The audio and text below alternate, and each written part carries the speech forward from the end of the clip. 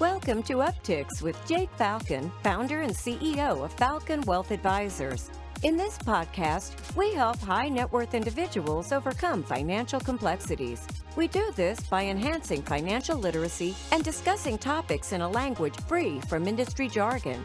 Join us as we help explain exactly what having a solid financial plan means, as Jake draws from years of experience in helping hundreds of individuals get financially organized and focused on their goals.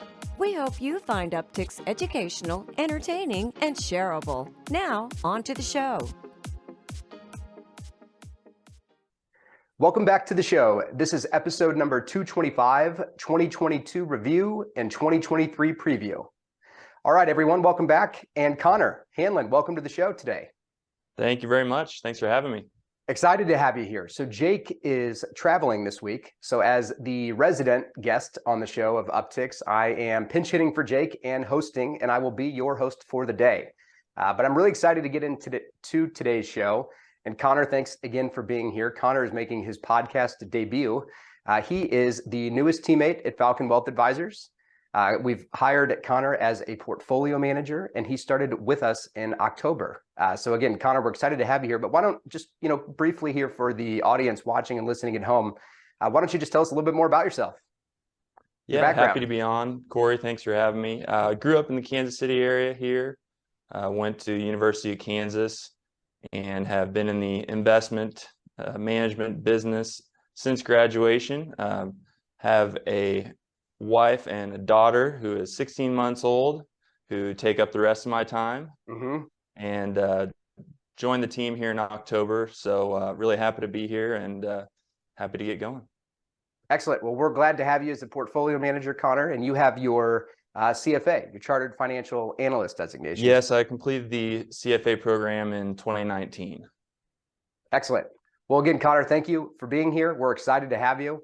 And again, for our clients watching and listening at home, a lot of Connor's experience and expertise over the last several years has been in the world of fixed income or bonds, which have certainly become much more interesting, I think, to a lot of people in 2022, given the fact that interest rates are so much higher. So we're glad to have you on the team and glad to get into today's show, which again is a review of the year that was in 2022, a quick market update around that, and also what we are watching and paying attention as we kind of preview 2023. So if you're ready, Connor, let's go ahead and just jump right into it. And let's just start with talking about where things stand today. We're recording this about midway through December. The market is down around 16 or 17% year to date, at least the S&P 500 in the United States. Connor, can you just talk some about what the big storylines have been and kind of what's gotten us to where we're at here at the end of 2022? Definitely, yes. So it's been the year of inflation, really. So you can't turn on a TV or read a newspaper without hearing something about inflation. And that started really and stemmed from a lot of the accommodative policies that the government enacted coming out of the COVID pandemic. And now we know they went a little bit too far, some would say. Mm-hmm. So the idea that's there really is what we've been paying attention to most, and that's really had a big effect on interest rates because the Fed is really working to get this inflation under control, and the best way in their view to do that is to hike interest rates, which I'm sure we'll get into a lot later. Yep, that's exactly right. And I agree with you completely. I think that inflation and interest rates have been the big storylines of the year in terms of the impact on the market. I also think that obviously the war in Ukraine, energy shortages, China's zero COVID policy, or some of their wavering around the zero COVID policy more lately here. Of course, the midterm election, and what I feel pretty confident, Connor, in calling a crypto collapse that has happened towards the latter half of this year. There's certainly been a lot of headwinds. There's been a lot of cross currents.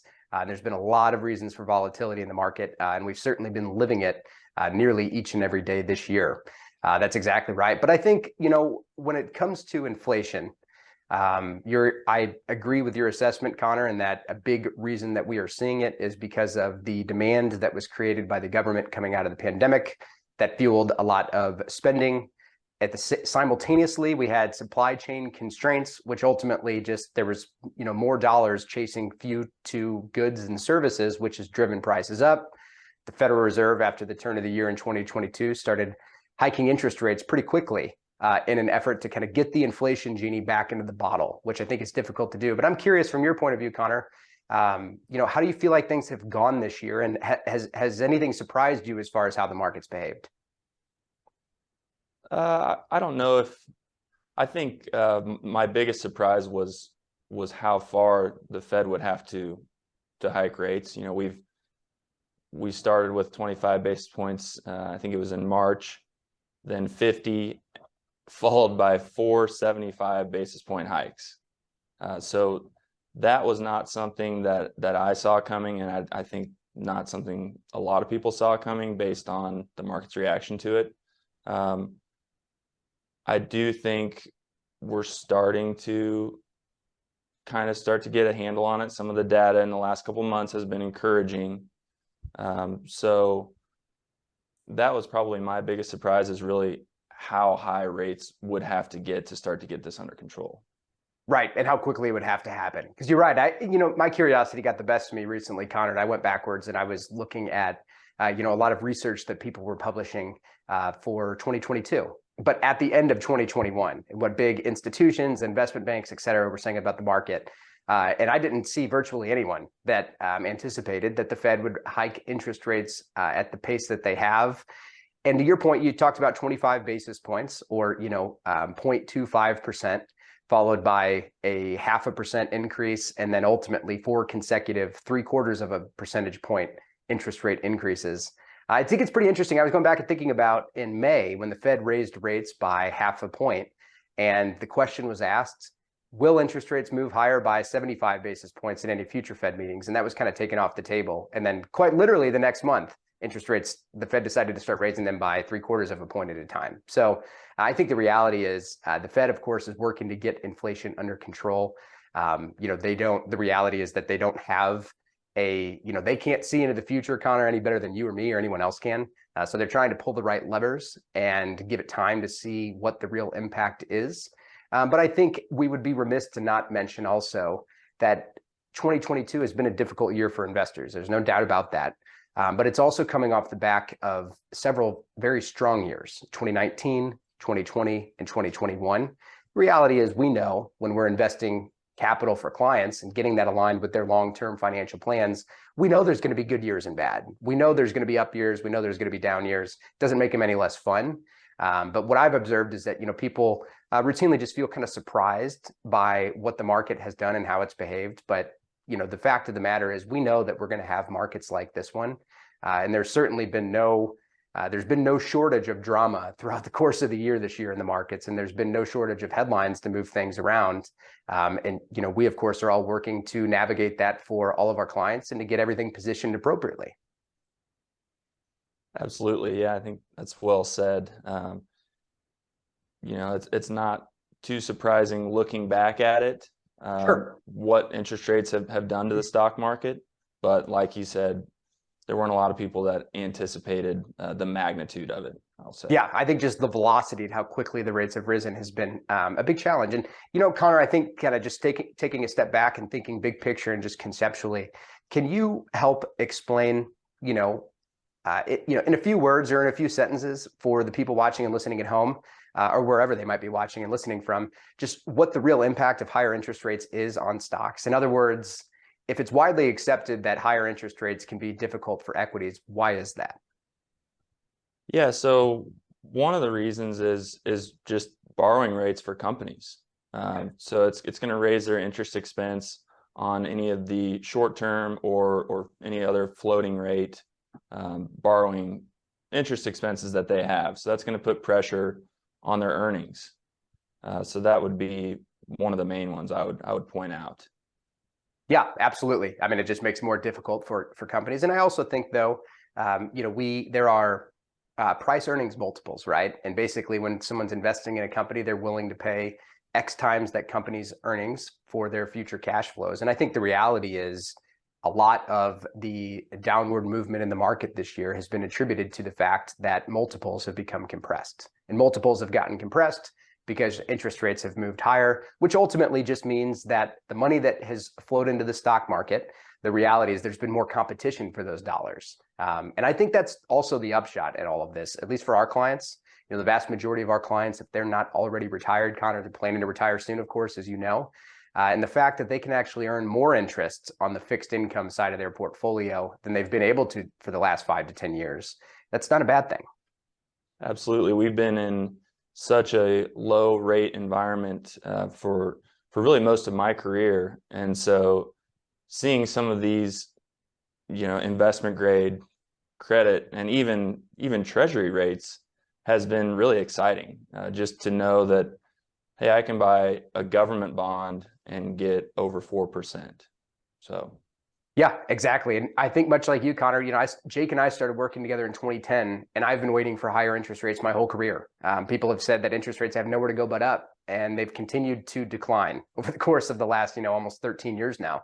Now we're actually starting to see that move higher. But that's it. It's an interesting observation too, because I was reading something in the Wall Street Journal actually about this and how executives, leadership, management teams of companies, publicly traded companies, this is the first real bout with inflation that a lot of executive teams from companies have had, because inflation has been relatively subdued for the last 30 to 40 years. So the reality is the leadership of businesses is trying to pivot and make adjustments accordingly in an environment that they're not accustomed to living through.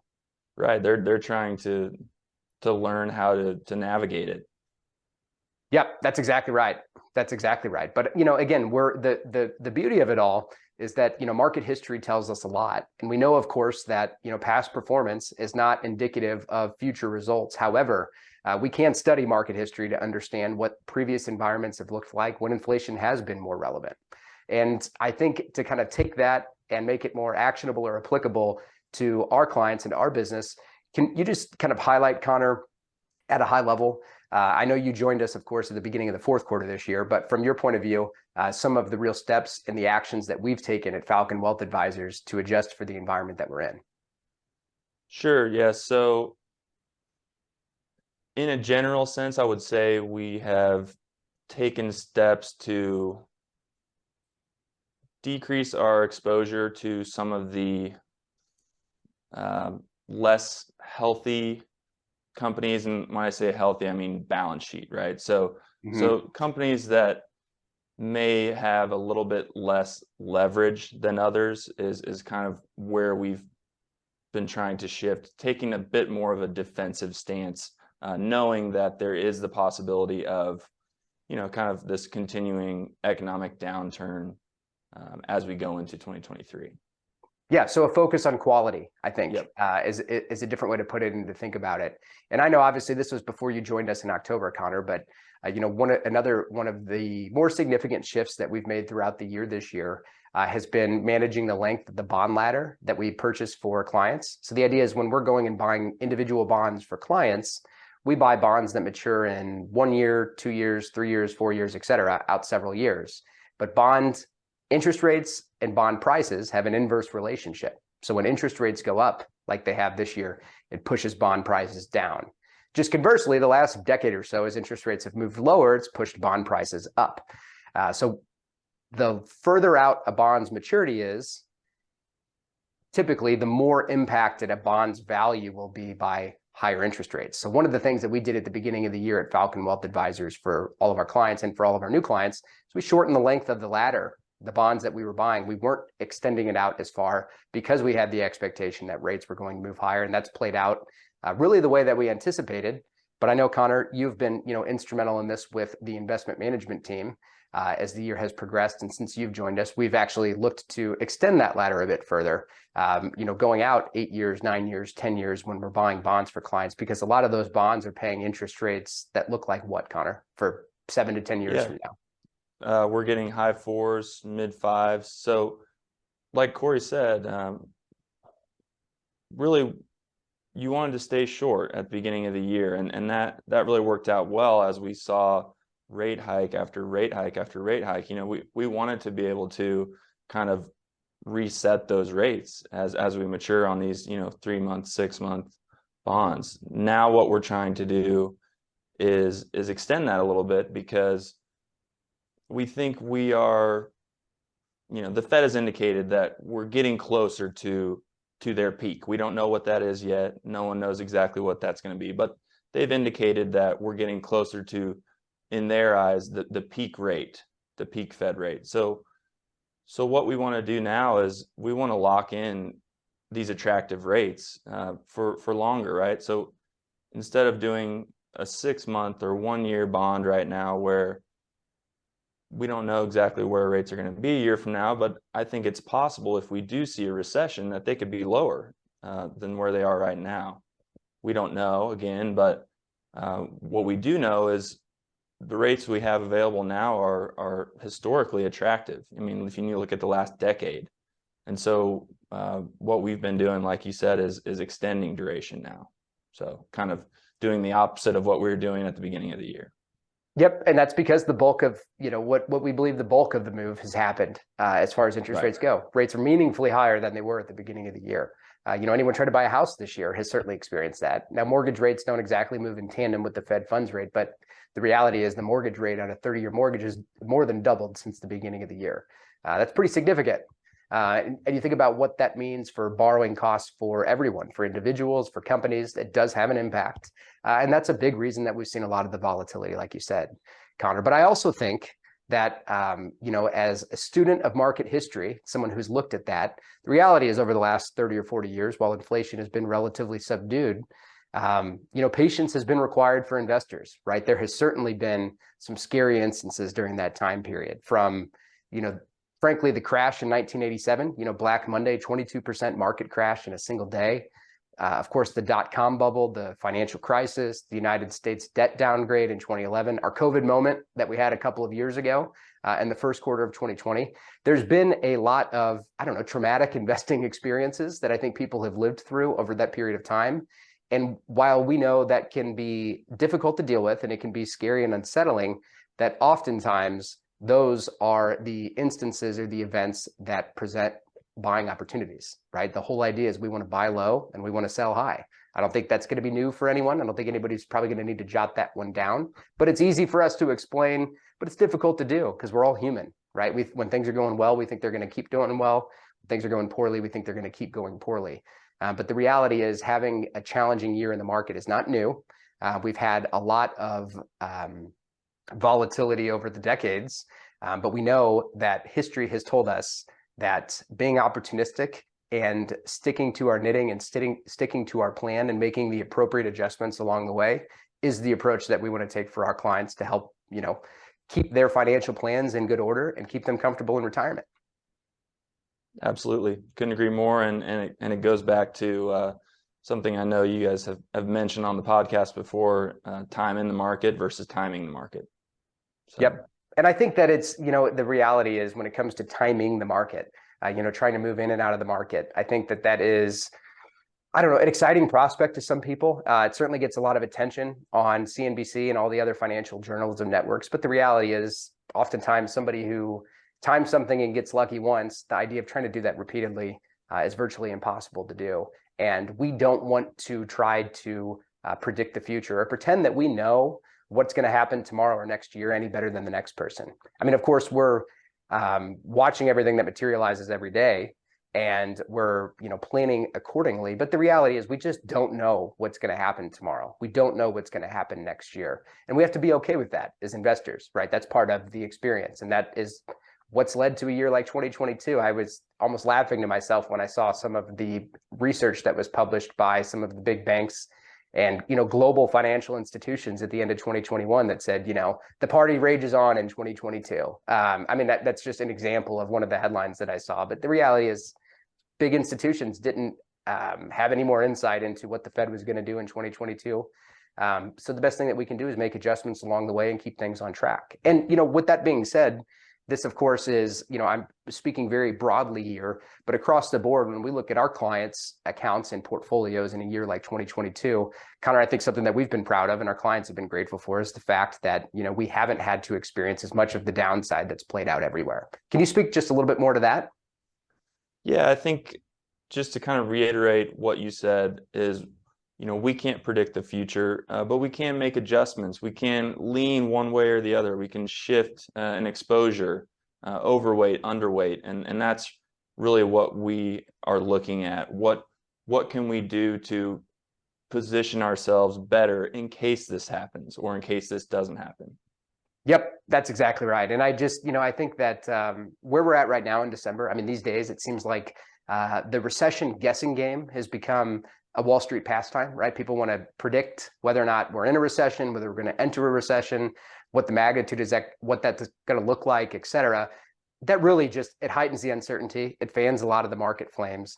I was actually reading, though, that the Wall Street Journal reports that 90%, Connor, of investors expect the United States to enter a recession before the end of 2023. I think 90% is about as consensus as you can get in terms of what people are predicting. So I think when we think about turning the calendar to 2023 and the year ahead, just kind of a quick preview. Any thoughts, Connor, around what the big themes of next year are going to be in the market, or what you expect may be meaningful? Yeah, so we're going to be watching a lot of the same things with inflation. We're going to keep an eye on the CPI, the PPI, and how the Fed reacts to that, right? So, for instance, we're getting an announcement today, and we think we know what's going to happen there, but Powell could come out and kind of try and downplay some of the data, kind of reiterate that we're going to be higher for longer. So we're going to be watching that, watching the data. We're going to be watching the China reopening. So, that's really up in the air right now. I would say it's only a couple weeks old that we've kind of got that announcement. They're getting rid of the zero COVID policy, and China is such a big market. There's so many American companies that are going to be affected hugely by that. Yep, absolutely. And supply chains that are going to be affected hugely by that also. And I can attest to that personally from someone that got a flat tire back in May and had several months, 3-4 months before I was able to get a new tire, because one factory where they're made, that factory is in China. That factory was shut down because of the pandemic. But again, I do think that's a really interesting point, though, you brought up about the COVID zero policy in China and kind of lifting that China reopening. I think that speaks exactly to what we're highlighting here about trying to predict the future. For the vast majority of the year, I do not recall reading from virtually anyone the expectation that China was going to basically ease those restrictions and was going to reopen. I think virtually everyone's prediction was that, this is going to be the new normal in China. The world's going to be different. Everything's going to change. And then here we are, and virtually the opposite of what people have expected to happen is what's happening. Yeah, it got to a point where it looked like the government didn't have much of a choice. But now the concern is, right, how many hospital beds do you have? How many ICU beds do you have? Because they're expecting a spike. They know that there's going to be a spike in COVID cases, but it's really just how long is that going to last? So we'll be paying a lot of attention to that. Wall Street seems to be pretty positive on the reopening. And I think most people think it's probably going to be a bumpy ride here for the next few months as we kind of get through the initial COVID spike, and then hopefully, second quarter commerce starts to pick up in a meaningful way. So we'll see. Yep, exactly. Time will tell. We will find out once we get into 2023. But I think, also in terms of what seems like it's not being highlighted too much here, but I think it's really kind of a consequence of something that's happened this year that I expect we'll be paying attention to next year, is the fact that the midterm elections, of course, happened last month. We saw the House swing towards the Republican Party, which had been, previously under Democratic control. In all likelihood, what that is probably going to mean is that there will be more, ups and downs and challenges, because there's more gridlock in Congress than there was before. Just getting any type of legislation done will be more of a challenge, because there's, the congressional control is split between the two parties in each chamber of Congress, in the House and in the Senate, with the Republicans and with the Democrats. So the reason I bring all of this up, though, is I was actually just reading yesterday about how over the last 2 months, which is the beginning of the fiscal year for the country, that interest rate debt, basically debt servicing for the government, has surged meaningfully because, back to your point earlier and what we've talked about here today, interest rates are higher. So when the government, the Treasury, issues bonds, the bonds they're issuing are at higher interest rates, which drive up their costs to service that debt. So I think what seems to be the government funding debt ceiling conversation that manages to surface every few years, certainly seems like 2023 could be another year where that's going to surface, because I would not be surprised to see one side of the aisle calling for spending cuts, particularly as we see interest debt costs surging for the government. Yeah, I think that's definitely likely, and I think you're seeing the same thing with corporations and municipalities as well. Mm-hmm. So already this year we've seen issuance on both from companies and from cities, towns, state governments really slow down a lot for obvious reasons, right? Because those rates they're going to be issuing bonds at are way higher than they've been, and they're, I guess, hopeful that, okay, maybe we can wait out another year, maybe things will come back down, we can borrow then. So that's going to have an effect on bond prices as well, especially on the municipal side when you have all this demand for tax-free bonds, but states and counties and cities just aren't issuing. Yep, I think that has been a big theme this year. I mean, just debt issuance by companies and institutions has been meaningfully lower than years past, which makes sense because the cost to borrow that money has gone up meaningfully this year.